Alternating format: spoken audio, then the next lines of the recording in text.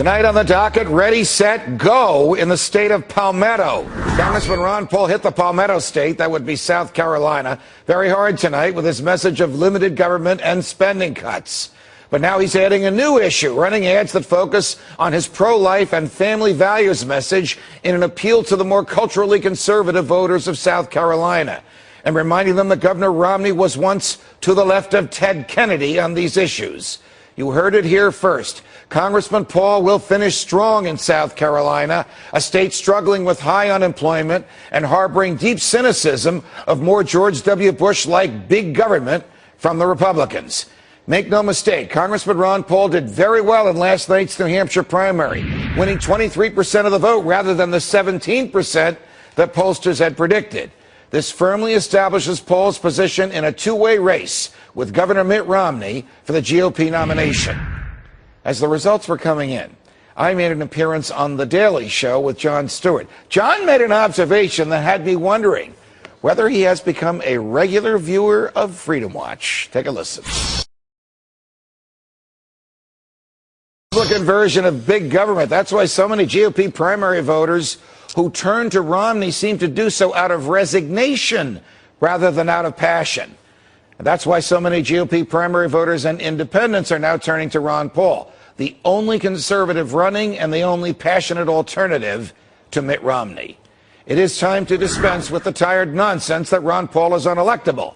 The same was said of another older guy from the West named Ron about a generation ago. Polls show that in a head-to-head matchup with President Obama, only Mitt Romney and Ron Paul are within the margin of error.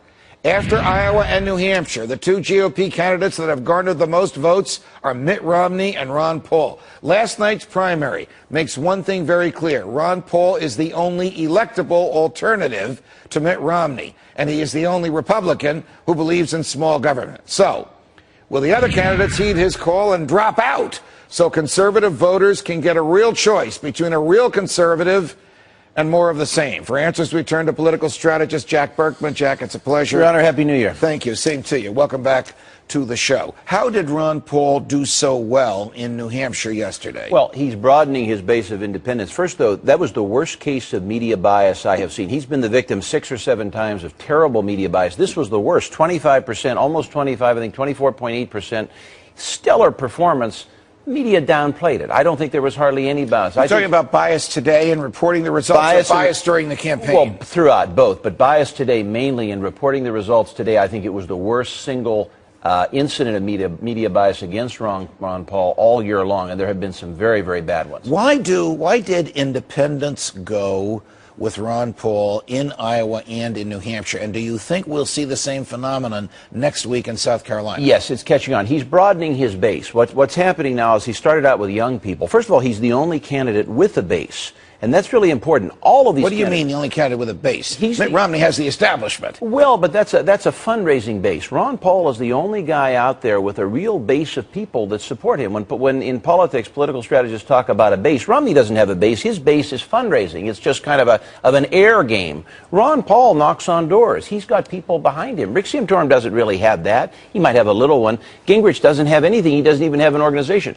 All of these people have to recreate their base in every single state. Ron Paul doesn't. And the better news for him is he's surging in that he's reaching deeper and deeper. His base is not just kids anymore. It's soccer moms. It's independents of all kinds. Can he get the Republican nomination? Oh, yes. I think he can. I think he will be in it till the end. I mean, we know that much for sure. He's in it for the distance. I mean, Romney will be in it. Ron Paul will be in it. You're going to have one conservative. Gingrich and Santorum are probably battling for that third spot, one of them, and that they probably will drop away.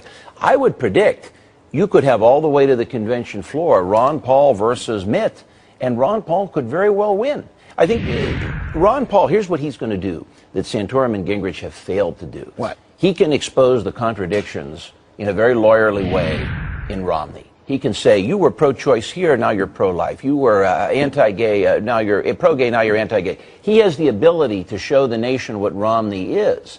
Santorum's failed to do that. Gingrich has failed to do that. I think Ron Paul can do that. Last question. Is there a belief amongst Republicans of anybody but Obama, or is there a belief that we need to have someone who is substantially different from Obama? The latter. I think the big problem Romney would have is he just can't turn the base on at all. And we're seeing today he's not even strong among independents. Ron Paul really beat him with independents in New Hampshire. Romney is just all money. It's all an Air Force. Got it. So he has neither base nor independents. Jack Berkman, a pleasure. Thanks for joining Thanks, us. Jack. Congressman Ron Paul stops in